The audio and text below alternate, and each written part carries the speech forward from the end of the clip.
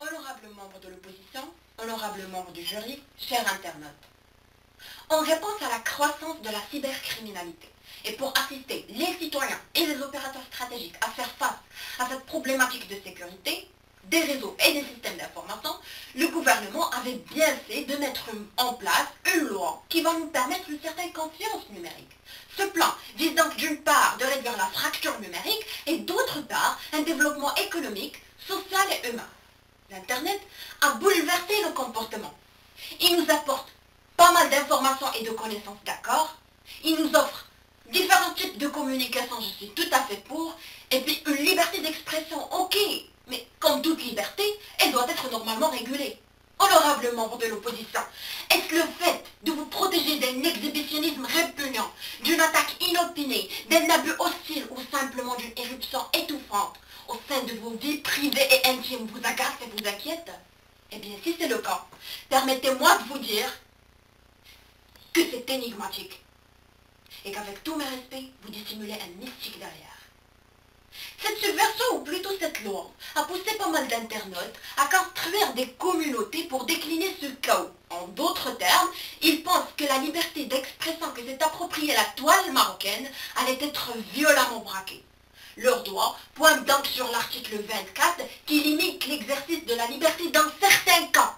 Je corrige, dans certains cas. Le respect de la dignité et de la vie privée de la personne humaine, de la liberté et de la propriété d'autrui, d'expression et d'opinion. Cet article impose d'autres lignes rouges à ne pas franchir et réduit aussi cette liberté dès qu'il est question du respect de la religion musulmane, de l'intégrité territoriale, du respect dû à la personne du roi et au régime monarchique.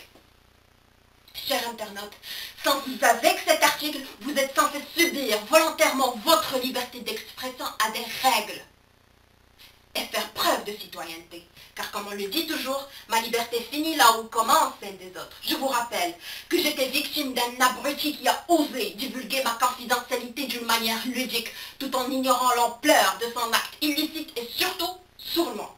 Ça sera vraiment génial si jamais on arrive à sanctionner ces étourdis.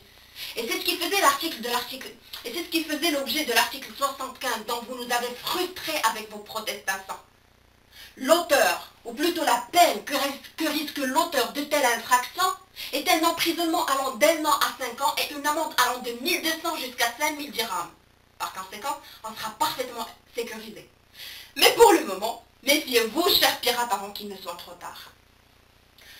Et comme l'a nommé le cher internaute, notre Big Brother vise seulement à mettre de l'ordre dans le monde virtuel, en encadrant certaines libertés, en mettant des règles pour le commerce sur Internet et en s'attaquant à la cybercriminalité. Je vous assure qu'il ne sera pas là pour vous assommer ou plutôt vous asservir.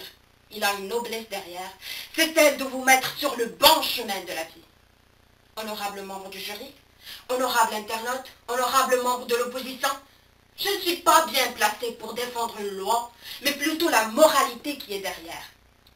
Il y a des principes à suivre sur le net, une discipline à appliquer, et comme a dit Victor Hugo, tout ce qui augmente la liberté augmente la responsabilité. Donc, chers internautes, soyez libres, mais sobres et matures.